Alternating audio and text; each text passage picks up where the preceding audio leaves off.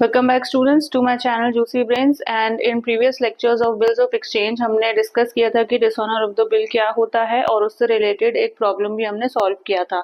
In today's lecture we will discuss what is renewal of the bill और उससे related भी एक problem को हम यहाँ पे सॉल्व कर लेंगे ताकि ये सारा जो कंसेप्ट है dishonour of the bill, renewal of the bill, ये पूरा आपको क्लियर हो जाए. तो अगर ये सारी चीजें एक क्वेश्चन में आती हैं तो आपको पता होना चाहिए कि किस किस तरीके से हमें जर्नल एंट्रीज को रिकॉर्ड करना है.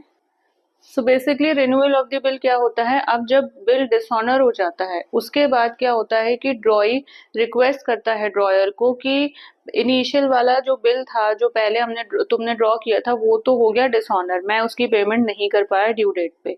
तो अब वो रिक्वेस्ट करता है कि 2 महीने बाद की मुझे ड्यू डेट दे दो और इस पे एक नया बिल ड्रॉ कर दो. सो जब ड्रॉयर नया बिल ऑल टुगेदर पहले वाले बिल को कैंसिल करके दूसरा बिल नया ऑल टुगेदर ड्रॉ करता है, इशू करता है, तो इसको हम बोलते हैं रिन्यूअल ऑफ द बिल. अब जब ड्रॉयर बिल को रिन्यू कर रहा है या ऑल टुगेदर नया बिल ड्रॉ कर रहा है पुराना कैंसिल करके, तो अब जो भी मैच्योरिटी पीरियड होगा उतने पीरियड्स का जो ड्रॉयर होगा वो इंटरेस्ट अब ड्रॉई से लेगा. क्लियर? क्योंकि ऐसा क्यों होता है, क्योंकि इनिशियल जो बिल ड्रॉ किया था उस पे सपोज 3 मंथ्स का पीरियड था, 3 मंथ्स तो उसको पैसे मिले नहीं और फर्दर आगे वो बिल भी कैंसिल हो गया, उसके आगे फर्दर ड्रॉई कहता है कि अब 2 महीने का मुझे और टाइम दे दो. तो फाइनली अब जो नया बिल रिन्यू होता है या जो नया बिल ड्रॉयर ड्रॉ करेगा उस पे जो वो मंथ्स देगा पेमेंट के लिए, उस मंथ्स पे he is eligible to get the interest. Clear? तो यहाँ पे एक रेट ऑफ इंटरेस्ट क्वेश्चन में दिया होगा आपको, तो वो इंटरेस्ट हमें यहाँ कैलकुलेट करना है. क्लियर? तो अब अगर ये इंटरेस्ट ड्रॉयर चार्ज कर रहा है तो उसके लिए तो ये इनकम हो गई, इसलिए हम इंटरेस्ट को ड्रॉयर की बुक्स में क्रेडिट करते हैं और ड्रॉयर की बुक्स में क्योंकि ये इंटरेस्ट अब वो ड्रॉयर को देगा तो इसलिए उसकी बुक्स में ये डेबिट हो जाता है. क्लियर? तो ज्यादा कुछ ये बहुत टफ नहीं है रिन्यूअल ऑफ द बिल. आपको इतना पता होना चाहिए कि एक बार बिल ड्रॉ होता है फिर मेच्योरिटी पीरियड पे अगर बिल डिसऑनर होगा उसके बाद फिर again ड्रॉई will request the dryer कि एक नया बिल फिर से ड्रॉ कर लो और मुझे कुछ और टाइम दे दो पेमेंट के लिए. वो मेच्योरिटी पीरियड जो नई अब डिस्कस वो नई जो अब उस बिल में लिखी होगी तो उस मेच्योरिटी पीरियड के लिए अब ड्रॉयर इंटरेस्ट चार्ज करेगा. So this interest will be an extra income for the dryer, तो इसलिए वो अपनी बुक्स में उस इंटरेस्ट अमाउंट को क्रेडिट करता है. और ड्रॉई के लिए ये expense kind of an expense है, लॉस है, तो वो ये इंटरेस्ट की अमाउंट को अपनी बुक्स में डेबिट करता है. क्लियर? तो जल्दी से एक हम क्वेश्चन सॉल्व कर लेते हैं ताकि आपको ये डिसऑनर और रिन्यूअल ऑफ द बिल का जो पूरा इंटायर कंसेप्ट है वो समझ में आ जाए. बेसिकली अगर बिल्स ऑफ एक्सचेंज के क्वेश्चन एग्जाम में आएंगे तो वो कुछ इसी तरीके से आएंगे. The question will be on your screen. It says, अब ये क्वेश्चन को हम स्टेप बाय स्टेप इसकी जर्नल एंट्री करेंगे, एक एक कंडीशन को समझेंगे और एक एक कंडीशन की हम जर्नल एंट्री करते चलेंगे तो ये हमें टफ नहीं लगेगा. So let's start with the question. It says A sold, now there are two parties. So the question says A sold goods for 40,000 to be on January 1st 2017. तो 2017 we know the date और 1st January को transaction हो रहा है. So if A is selling the goods, so इसकी transaction कर लेते हैं हम. B account debited to sales account. This will be 40,000. Clear? और बी अपनी बुक्स में परचेज की एंट्री करेगा. So this will be purchases account debited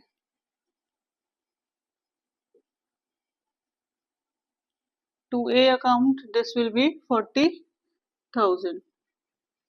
clear? Now अब क्या बोल रहा है, he drew upon B a bill of exchange for the same amount payable after 1 year. अब उसी डेट पे उसने एक, अब ड्रॉयर यहाँ पे ए है, ड्रॉई बी है, तो ड्रॉयर ने उसी डेट पे बिल ड्रॉ किया. So the entry will be bills receivable account debited to B account और इसका नरेशन होगा bill drawn and acceptance received या एक्सेप्टेंस गिवन बाय बी. तो इसलिए बी के अकाउंट को हम क्रेडिट कर देते हैं और ए का एक एसेट क्रिएट हो रहा है बिल्स रिसीवेबल. तो एसेट जब क्रिएट होता है तो डेबिट होता है, एसेट्स इंक्रीज हो जाते हैं तो डेबिट होते हैं, इसलिए बी आर को हमने यहाँ पे डेबिट कर दिया with the same amount 40,000. Clear? और यही सेम बिल अगर ए के लिए बी आर है तो बी के लिए बिल्स पेबल हो जाएगा, तो इसकी लाइबिलिटी की क्रिएशन होगी। Liabilities when they are created तो क्रेडिट होती है, क्लियर। और एक्सेप्टेंसी किसे दे रहा है, ए को, तो ए का अकाउंट डेबिट हो जाएगा, A account debited to bills payable account that is 40,000, clear. ये वाले ट्रांजैक्शन समझ आ गए। Let's move on to the next one. It says B accepted the bill and sent it back to A. ये हमने उसकी एंट्री कर ली। Now A discounted the bill immediately with his bank at the rate 9% per annum. Immediately यानी कि इसी date पे हो रहा है, तो जिस डेट पे उसने बिल ड्रॉ करा इमीडिएटली उसने ये बिल बैंक से डिस्काउंट कर दिया। नाउ वी नो डिस्काउंटिंग की एंट्री होती है bank account debited discounting charges account debited to bills receivable. Bill receivable को ही डिस्काउंट कर रहा है, बैंक को दे रहा है। Now bills receivable is been given to bank, clear. अच्छा, बिल्स रिसीवेबल की अमाउंट थी 40,000, ओके। अब ये 40,000 पे इंटरेस्ट डिस्काउंटिंग चार्जेस हमें कैलकुलेट करना है, तो 40,000 इंटू रेट ऑफ इंटरेस्ट दिया है आपको, rate of interest is given 9%, और टाइम पीरियड कितना था बिल का, 1 मंथ के लिए ड्रॉ हुआ था, so this will be 1/12. So you calculate this thing, it will come to 40,000 into 9 divided by 1200, this will come to 300, ठीक है। तो डिस्काउंटिंग चार्जेस हमारे हो गए 300 एंड फाइनली कितना पैसा मिला, 39,700, क्लियर। तो ए को जो पैसा मिला बैंक से दैट वाज 39,700, और साइमल्टेनियसली उसी दिन बी अपनी बुक्स में करेगा नो एंट्री, मींस बी अपनी बुक्स में कोई एंट्री नहीं करेगा। इससे कोई मतलब नहीं है कि आप बीच में क्या कर रहे हो बिल के साथ, वो सीधे डेट ऑफ मेजोरिटी पे जिसके पास बिल होगा उस पार्टी को पेमेंट कर देगा। ये चीजें हमने प्रीवियस लेक्चर्स में डिसऑनर ऑफ द बिल में अच्छे से डिस्कस करी थी, clear. Now move on to the next transaction. It says on the due date, B dishonored the bill of exchange and the bank paid 200 as noting charges. अब देखिए इसमें discounting of the bill का भी condition आ गया, dishonour of the bill का भी condition आ गया। अब ड्यू डेट इसके हिसाब से 1 मंथ की है, तो 1 जनवरी से 1 फेब, 1, 2, 3 एंड 4, यानी कि 4 फेब को मेच्योरिटी डेट पे क्या किया, बी ने बिल को डिसऑनर कर दिया। अच्छा, और नोटिंग चार्जेस कौन पे कर रहा है, बैंक पे कर रहा है 200। नाउ अगर बैंक नोटिंग चार्जेस पे कर रहा है तो अल्टीमेटली बैंक ए से पैसा लेगा और ए फाइनली रिकवर करेगा बी से, तो ए अपनी बुक्स में बी को डेबिट करेगा, क्यों, क्योंकि बी से पैसा मिलना है, तो बी डेटर हो गया उतने पैसों का, ठीक है। एंड किसको देना है, टू बैंक को फाइनली, क्लियर। अब कितने से देना है, बिल की अमाउंट थी 40,000 plus 200 noting charges, clear. So this will be 40,000 200 40,000 200। तो जब बैंक को नोटिंग चार्जेस पे करने हैं तो इररिस्पेक्टिव ऑफ द अमाउंट की उसने कितने से बिल डिस्काउंट किया था, डिस्काउंटिंग के दौरान उसे 39,700 मिले थे। अब ये अमाउंट को कंसिडर नहीं करना, हमें टोटल बिल की अमाउंट को कंसिडर करना है, क्लियर। क्योंकि पूरे पूरे का 40,000 का बिल डिसऑनर हो गया, बी कह रहा है ड्यू डेट पे कि I am not in a position to pay the amount that is 40,000, तो इसलिए हमने पूरी पूरी बिल की अमाउंट ली है और 200 नोटिंग चार्जेस इसमें ऐड किए, क्लियर। और उसी डेट को जिस डेट पे बिल डिसऑनर हुआ था तो ए ने तो अपनी बुक्स पे ही एंट्री कर ली, बी क्या एंट्री करेगा। नाउ बी को अल्टीमेटली नोटिंग चार्जेस पे करने हैं, क्लियर। और बिल डिसऑनर हुआ है, तो बिल डिसऑनर हुआ है तो सबसे पहले बिल्स पेएबल, मैंने बताया जब बिल कैंसिल होता है, डिसऑनर होता है, तो एंट्री रिवर्स हो जाती है। तो बिल्स पेएबल की अगर एंट्री यहाँ पे बिल्स पेएबल क्रेडिट था तो यहाँ बिल्स पेएबल डेबिट हो जाएगा। Noting charges, he is paying the noting charges, तो ये उसके लिए एक एक्सपेंस है, तो इसलिए डेबिट होगा। टू फाइनली किसे देना है, ए को देना है, तो ए विल बी द क्रेडिटर। अगर इसका क्रेडिटर है तो लाइबिलिटी है तो ए, इसलिए क्रेडिट हो जाएगा, क्लियर। अब 40,000 का तो बिल था और नोटिंग चार्जेस थे 200 के, तो अब फाइनली इसको देना है 40,200। इज इट क्लियर, ये आपको समझ में आ गई। तो यहाँ पे बिल भी ड्रॉ हुआ, डिस्काउंट भी हो गया और मेच्योरिटी पीरियड पे डिसऑनर हो गया। क्लियर? अच्छा, अब दूसरा देख लेते हैं हम कंडीशन। बी रिक्वेस्टेड ए, अब बी ने ए से रिक्वेस्ट की कि वो नया बिल ड्रॉ करे जिसपे इंटरेस्ट वो बी देगा 12% पर एनम पे, which he agreed, and the new bill was payable after 1 month. अब देखिए यहाँ पे रिन्यूअल ऑफ द बिल की भी कंडीशन आ गई। अब उसने कहा है कि भाई ये बिल तो कैंसिल हो गया, आप ऐसा करो एक नया बिल ड्रॉ कर दो और जिसकी मेजोरिटी पीरियड होगी 1 मंथ। तो जब भी नए बिल की बात आती है, रिन्यूअल ऑफ द बिल की बात आती है, तो सबसे पहले जो इंटरेस्ट अमाउंट होता है क्वेश्चन में वो हमें कैलकुलेट करना होता है। कहीं कहीं दिया होता है, कहीं कहीं हमें कैलकुलेट करना होता है। Most of the time calculation होती है इंटरेस्ट की। तो सबसे पहले हम इंटरेस्ट वाली एंट्री करते हैं, जर्नल एंट्री। उसके बाद ही हम पुराने बिल को कैंसिल करके नए बिल ड्रॉ करते हैं, उसकी एंट्री करते हैं, फिर उसके बाद सारी एंट्रीज आती हैं। क्लियर? तो अब फोर्थ को ही क्या होगा, बी ने रिक्वेस्ट किया ए से to draw upon a bill with the interest 12% per annum which he agreed. Clear? अब क्या होगा, नाउ अब नया बिल ड्रॉ होगा तो उसके लिए इंटरेस्ट बी ए को पे करेगा उस नए बिल के लिए, टाइम पीरियड के लिए, 1 मंथ के लिए। क्लियर? तो 1 मंथ के लिए इंटरेस्ट हमें कैलकुलेट करना है। ए अगर इंटरेस्ट लेगा तो इंटरेस्ट अमाउंट उसके लिए काइंड ऑफ एन गेन है, इनकम है, तो ये क्रेडिट हो जाएगी। ठीक है? और किससे लेगा? बी से। तो B account debited to interest account. अब इंटरेस्ट कितना होगा, अब लेगा 40,200 पे, क्योंकि नोटिंग चार्जेस भी हैं इसमें। Noting charges ultimately A B से ही रिकवर करेगा। तो 40,200 इंटू 1 मंथ इंटू 12%। तो अब ये कैलकुलेट कर लो कितना आ रहा है, 40,200 into 12, this is 402। So interest की अमाउंट आ गई 402। क्लियर? और उसी दिन बी अपनी बुक्स में क्या एंट्री करेगा, भाई बी इंटरेस्ट ए को दे रहा है तो ए के लिए तो इनकम हो गई, बी के लिए ये एक्सपेंस हो गया। So interest account will be debited, interest account debited किसे देना है, to A, 402 and this is 402। ठीक है? ये क्लियर हो गई? सो इंटरेस्ट की एंट्री कुछ इस तरीके की होंगी अगर रिन्यूअल ऑफ द बिल की बात हो रही है। इट इज वेरी सिंपल, इसको आप याद भी कर सकते हो, अदरवाइज लॉजिकली तो मैंने आपको बता ही दिया। ठीक है? तो अब ये पुराने बिल पे बिल डिसऑनर हो गया। अब ये इंटरेस्ट हम इस पे करेंगे। अब नया बिल ड्रॉ होगा। फाइनली नया बिल जब वो ड्रॉ करेगा तो उसमें लिखा है B requested A to draw a new bill upon him. ठीक है? तो अब नया बिल ड्रॉ हो रहा है तो उसकी एंट्री करेंगे। तो 4th ऑफ फेब को ही हम नया बिल ड्रॉ करेंगे। ठीक है? तो ए अपनी बुक्स में क्या एंट्री करेगा, bills receivable account debited to B account, वही एंट्री करेगा जो बिल ड्रॉन में होती है। अब वो कितने अमाउंट से करेगा, 40,200, और 40,200 तो है ही नोटिंग चार्जेस प्लस 402, अब उसका इंटरेस्ट भी लग गया। क्लियर? तो 40,200 प्लस 402 इज 40,602। क्लियर?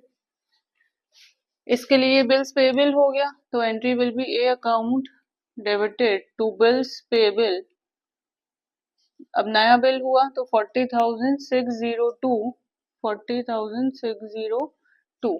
क्लियर? आपको डिफरेंस समझ में आया? इनिशियली जो हमने बिल ड्रॉ किया था वो था 40,000 का। अब बिल डिसऑनर होके जब रिन्यू हुआ तो हमने उसकी नई एंट्री बनाई। So the new entry will B 40,602 की। वाई? क्योंकि उसमें नोटिंग चार्जेस भी हैं और अब इंटरेस्ट भी है। Clear? Now further the question says 1 week before the maturity of the second bill B requested A to cancel the second bill। अब ये जो नए बिल की मेच्योरिटी डेट थी 1 मंथ, तो 1 मंथ क्या होगी, 4th फेब से 1 मंथ लगा लीजिए 4th ऑफ मार्च। ठीक है? 4, 5, 6, 7 यानी कि 7th ऑफ मार्च। अब 7th ऑफ मार्च को बी ने क्या किया, बी ने फिर से रिक्वेस्ट किया ए को टू कैंसिल दी बिल, यानी कि 1 वीक बिफोर दी मेच्योरिटी। अगर 7th ऑफ मार्च मेच्योरिटी है तो इसके एक हफ्ते पहले 7 डेज अगर हम माइनस कर दें तो अब होगा 28 फेब। तो 28 फेब को उसने रिक्वेस्ट करा एंड 28 फेब क्यों ले रहे हैं, 29 क्यों नहीं ले रहे हैं, क्योंकि 2017 लीप ईयर नहीं है। लीप ईयर होता तो जो भी ईयर होता वो 4 से डिविजिबल हो जाता, लेकिन ये 4 से डिविजिबल नहीं है, that means this is not a leap year, so that is why we have taken the date 28, otherwise 29 होती। क्लियर। तो ये क्या कह रहा है, ये कह रहा है बिल को कैंसिल कर दो। अब ये इस बिल को भी, जो नया बिल है इसको भी कैंसिल कर दो। तो जब ये बिल कैंसिल होगा तो एंट्रीज जस्ट रिवर्स हो जाएंगी। B account debited to bills receivable account 40,602 40,602। Clear. यहाँ पे भी ये भी रिवर्स करेगा, bills payable account debited to A account 40,602 and 40,602। Clear. ये नया बिल भी उसने कैंसिल कर दिया। ओके। और वो क्या कह रहा है, he further requested to accept 15,000 in cash immediately and draw a third bill upon him including interest of 1,000। अब वो पहला बिल जो इनिशियली ड्रॉ हुआ था ये दूसरा बिल है, अब तीसरा बिल ड्रॉ होगा। क्लियर। तो तीसरा बिल अगर ड्रॉ होगा इमीडिएटली तो वो कह रहा है कि इस तारीख में पहले हम इंटरेस्ट का जो एंट्री थी वो दिखा देंगे। क्लियर। अब थर्ड बिल पे भी हमें इंटरेस्ट मिलना है, कितना मिलना है, 1,000 मिलना है। So this will be account debited to interest account कितना, 1,000। तो इसकी हमें सेपरेट एंट्री तो दिखानी है। क्लियर।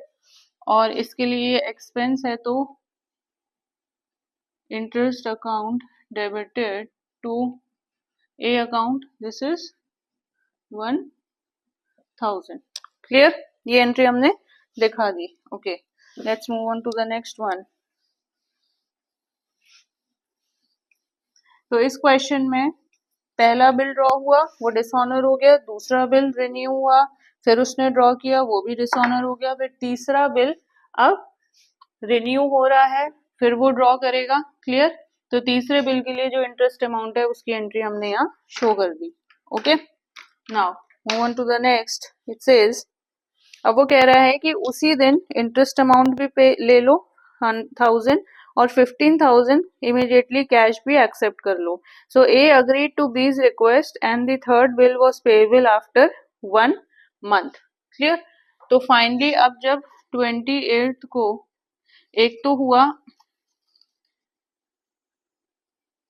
एक तो हुआ कि इंटरेस्ट उसने पे कर दिया 28 को, फिर वो कह रहा है 15,000 भी फाइनली एक्सेप्ट कर लो। क्लियर। तो अब जो नया बिल बनेगा, यहाँ तो ये सेकंड बिल कैंसिल हो गया, थर्ड बिल के लिए इंटरेस्ट ले लिया, अब उसके बाद हम नया बिल ड्रॉ करेंगे, उसकी एंट्री करेंगे और फाइनली फिर उस नए बिल पे जब हमें पेमेंट मिलेगी सो लास्ट में उसकी एंट्री होगी। क्लियर। तो अब फाइनली जब ये तीसरा बिल हमें मिल रहा है, मतलब ड्रॉ कर रहा है ए फाइनली बी पे, तो उसकी एंट्री भी करेंगे। अच्छा, अब इस केस में से कुछ अमाउंट भी मिल रहा है, bank account debited how much, 15,000। Clear. इतना तो बी कह रहा है ले लो और बाकी जो बचा अमाउंट है उस पर तीसरा बिल ड्रॉ कर दो, मींस बिल रिन्यू कर दो। क्लियर।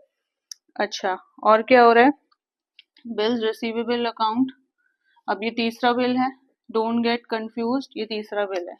क्लियर। टू फाइनली क्या है, बी। अगर ये बैंक की अमाउंट नहीं होती तो हमारी एंट्री एज इट इज होती B R account debited to B, लेकिन अब वो कह रहा है 15,000 रिसीव कर लो। क्लियर। तो मिलना तो हमें कितना था, 40,602, 40,602 मिलना था, उसमें से 15,000 हमें मिल गया, तो कितना बचा, 25,602 प्लस इसमें हमने इंटरेस्ट अमाउंट भी ऐड करनी है थर्ड बिल पे। क्लियर। तो ये हो जाएगा 26,602। तो फाइनली अब जो अमाउंट हम बी में लिखेंगे वो लिखेंगे 41,602 602, यानी मिलने हमें बी से कितने लेने थे 41,602, उसमें से 15,000 उसने पे कर दिए, बाकी के बचे 25,602 और उसमें हमने ये इंटरेस्ट अमाउंट यहाँ ऐड कर दिया। क्लियर? तो टोटल बिल की अमाउंट कितनी आ गई अब 41,602। क्लियर? ठीक है, तो हमने ये वाली एंट्री कर ली कि इसने जब थर्ड बिल ड्रॉ करा फाइनली, तो अब ये फाइनल अमाउंट हमारे पास आ गया 41,602 का। क्लियर? तो ये अब फाइनली इसने ये एक्सेप्ट किया होगा, वापस एक्सेप्टेंस दी होगी अपनी। क्लियर? और 15,000 ऑलरेडी बी ने दे चुका है। Okay, so this will be, किसको देना है? ए को दे रहा है, A account debited to bills payable. अब इसके लिए भी थर्ड बिल्स पेबल होगा एंड टू बैंक अकाउंट। अब कितना वो दे चुका है 15,000, कितना रिमेनिंग है, कितने पे बिल ड्रॉ किया है 26,602 पे, तो हम यहाँ लिख देंगे और फाइनली हमारी बिल की अमाउंट है 41,602। Clear? Now and the last item, the last condition of this question is the third bill was payable after 1 month. B met the third bill on its maturity. और maturity date जब 1 month बाद आई तो B ने ये bill को meet कर लिया। तो 1 month means 28 Feb से 28 March, 29, 30 एंड 31st। तो 31st मार्च को अब फाइनली जो इतने पे बिल ड्रॉ किया था, अब ये पैसा फाइनली ए को मिल गया। So the entry will be bank account debited to bills receivable. इसी बिल के अगेंस्ट मिला था 26,602, 26,602। क्लियर? और इसने पेमेंट कर दिया इसने पेमेंट कर दिया अगेंस्ट बिल्स पेबल, तो ये बिल्स पेबल भी कैंसिल हो जाएगा। Third bill bills payable account debited to bank account, how much? 26,602, 26,602। Clear students? So I hope so आपको ये क्वेश्चन क्लियर हो गया होगा। ये बहुत अच्छा क्वेश्चन है, इसमें बहुत सारी कंडीशंस दी हैं रिगार्डिंग डिसऑनर एंड रिन्यूअल। सो ऐसे कुछ क्वेश्चंस की आप प्रैक्टिस करते रहिए, ऐसे ही क्वेश्चंस आपके एग्जाम में बिल्स ऑफ एक्सचेंज से आ सकते हैं। सो अगर आपको इस क्वेश्चन में पर्टिकुलरली कोई डाउट है तो do mention it in the comment section, और वो डाउट को भी हम यहाँ पे डिस्कस कर लेंगे। See in the next class. So students, अगर आपको मेरा लेक्चर अच्छा लगा हो तो मेरे वीडियो को लाइक करें, ज़्यादा से ज़्यादा शेयर करें and subscribe to my channel. See you in the next lecture.